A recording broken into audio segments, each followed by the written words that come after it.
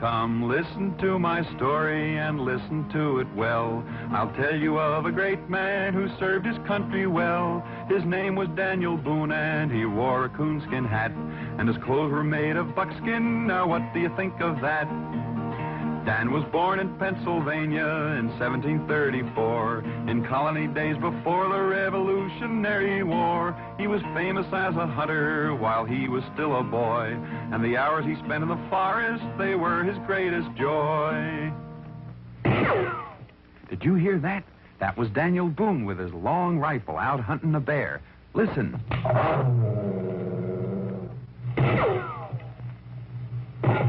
He got him. Daniel Boone shot that bear. That was when Daniel was only 15 years old. Yes, Daniel Boone was the greatest hunter and explorer this country ever had. Now, sometimes Dan hunted bears. And sometimes wildcats. And other times the timber wolf.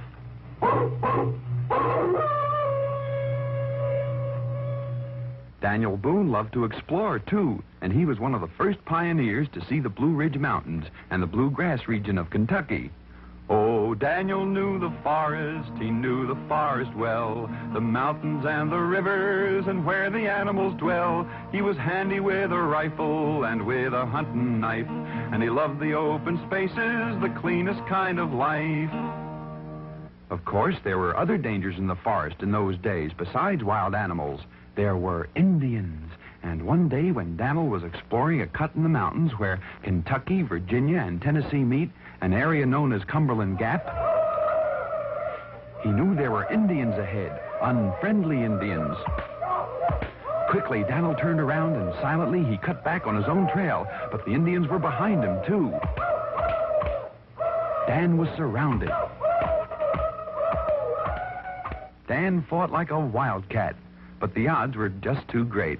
He was captured and taken to the Indians' camp. The Indians knew Daniel's reputation, and they tied him to a tree post to prevent his escape.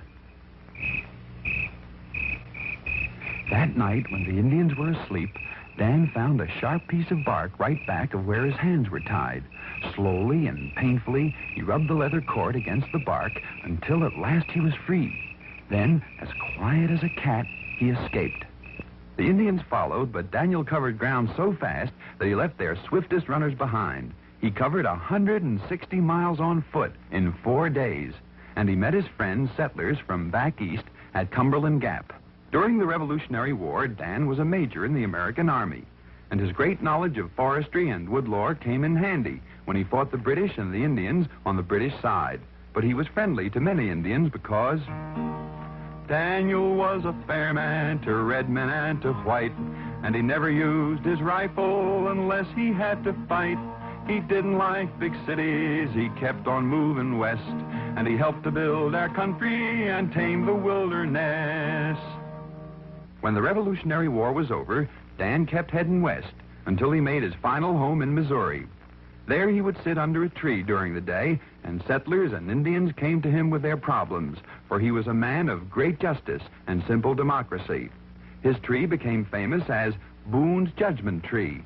Often Dan sat under it and remembered his old battles and adventures, and he would fondly dream of his hunting days when he hunted the big bear and the savage wildcat and the wild timber wolf.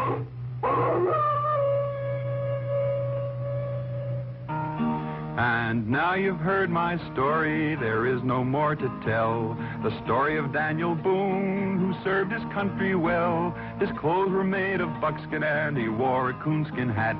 A democratic pioneer, I hope you'll remember that.